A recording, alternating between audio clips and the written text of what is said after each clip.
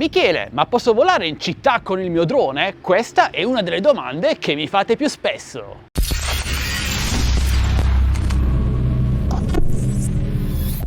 Ciao ragazzi e benvenuti in questo nuovo video, io sono Michele. Uno dei temi principali dell'ultimo periodo è sicuramente il volo in città o comunque in centri urbani. Si può fare, non si può fare e se sì, quando si può fare? Ma prima di tutto, perché siamo così interessati nel volare nelle nostre grigie città? Vabbè, non tutte, ci sono città bellissime in Italia, sicuramente può essere dato dal periodo. Siamo tutti chiusi in casa, quindi vogliamo un po' svagarci, magari volando con il nostro drone, oppure l'avvento dei nuovi droni super leggeri sotto i 250 grammi ha di fatto aperto questa possibilità a tutti, anche a chi vola amatorialmente. E vi dico subito che sì, si può volare in città a patto di rispettare alcune condizioni che è bene sapere per evitare delle brutte sorprese in futuro. E se ora state pensando che vi basti comprare un drone sotto i 250 grammi per volare liberamente qui, beh ragazzi, vi sbagliate di grosso. Perché? Beh, è molto semplice. Quando si parla di burocrazia non è mai facile interpretare le 1000 norme, leggi, cavilli che a volte vanno a contraddirsi a vicenda. Comunque, questi sono i punti principali che dovete sapere se intendete volare in questo contesto. Innanzitutto vi servirà ovviamente un drone sotto i 250 grammi. Solo loro possono volare in centri urbani e anche sopra persone non informate. Vi serviranno dei sistemi di sicurezza quali i paraeliche, l'assicurazione obbligatoria, mi raccomando ragazzi, questa è fondamentale per qualsiasi drone, registrazione del vostro drone sul sito DFly. E ora la questione più spinosa, il patentino, l'attestato da conseguire online, è obbligatorio oppure no? Quel che sappiamo è che questo è uno dei punti più controversi. Sotto i 250 grammi il patentino non dovrebbe essere obbligatorio per i droni che ricadono quindi nella categoria C0. Di fatto però a partire dal 1° luglio 2020, salvo slittamenti, hobbistico e professionale andranno a congiungersi. Cosa significherà questo? Che per un volo critico come può essere quello in città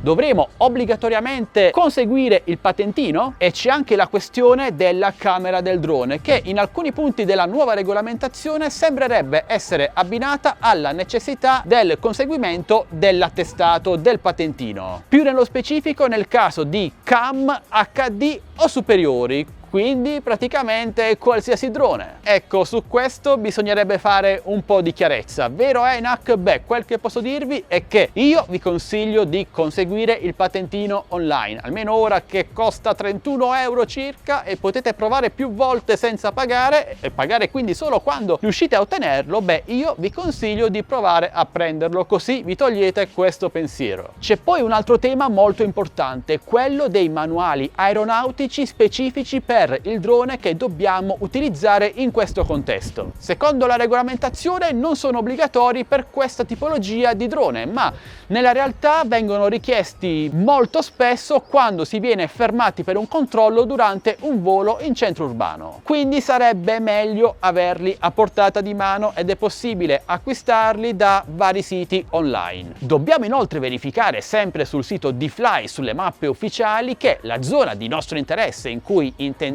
volare sia libera per il volo e che quindi non siano presenti dei vincoli, delle no-fly zone e delle interdizioni. E al tempo stesso dobbiamo verificare che non ci siano delle ordinanze comunali che ci vietino il volo in questa zona. Ora, ENAC ha chiarito che le ordinanze comunali non fanno testo perché secondo loro non possono proibire di volare in una determinata zona, ma è anche vero che se c'è questa ordinanza comunale e noi voliamo e veniamo fermati, è un casino, passatemi il termine, dimostrare di essere in buona fede con uno spreco enorme di tempo e soldi in caso di fermo o denuncia. Bisogna inoltre rispettare i limiti di altezza e distanza diversi per ogni zona in cui intendiamo volare e anche questi li trovate nelle mappe ufficiali su DFly. Importantissimo non violare la privacy altrui. Se durante un vostro volo in città andate a riprendere anche inavvertitamente qualcuno e pubblicare pubblicate il video online siete tranquillamente passabili di denuncia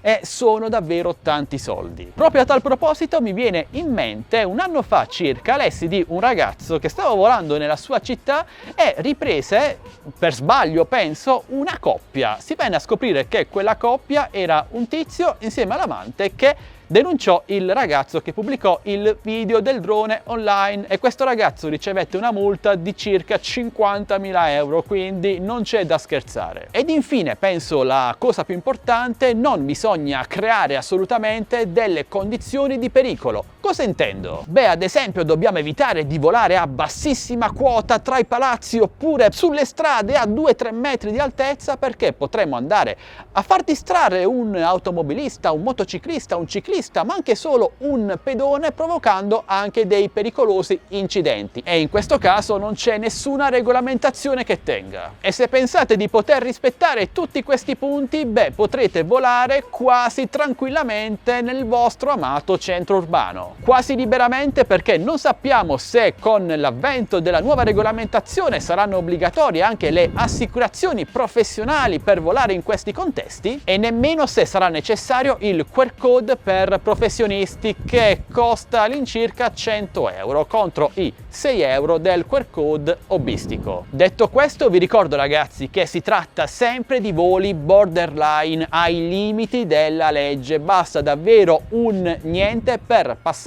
dalla legalità all'illegalità. State molto attenti. Come avete capito, volare in questi contesti non è affatto semplice, anche se lo sembrerebbe. Io tendenzialmente evito di farlo e inviterei anche voi ad essere molto prudenti in tal senso. Non mi piace volare in città, forse perché la mia città non è bellissima, quindi non ci sarebbe molto da riprendere a parte qualche grigia e sporca strada. E inoltre il secondo motivo per cui io non voglio volare, e di fatto non volo praticamente mai in città se non per qualche test qui sul mio terrazzo, è perché i droni attualmente disponibili sotto i 250 grammi e si contano sulle dita di una mano senza qualche dito, come il Mavic Mini o il Bugs 7 della MJX, sono quasi tutti droni che utilizzano un segnale radio Wi-Fi. Questo significa che il segnale è molto suscettibile a interferenze che in un centro urbano, in una città, in un paese, in quel che volete voi, capite bene che sono davvero fortissime. Bene ragazzi, questo è tutto. Spero di avervi chiarito un po' le idee. Io sinceramente ora ho le idee ancora più confuse di prima perché è davvero un macello. Sta però a voi volare sempre con la testa. Questa viene prima di qualsiasi legge e di qualsiasi regolamentazione. Ora però voglio sapere voi cosa ne pensate di tutto quel di cui vi ho parlato in questo video. Vi interessa volare in città? Sì? No? Lo fate già? Non lo fate? Intendete farlo? Beh, parliamone insieme come sempre qui sotto nei commenti. E se avete un qualsiasi dubbio o domanda non esitate a chiedere, io sono come sempre a vostra totale disposizione. In descrizione video vi lascio alcuni link utili da leggere per materiale più professionale rispetto a quel che vi ho appena detto in questo video. Lo sapete, io cerco sempre di essere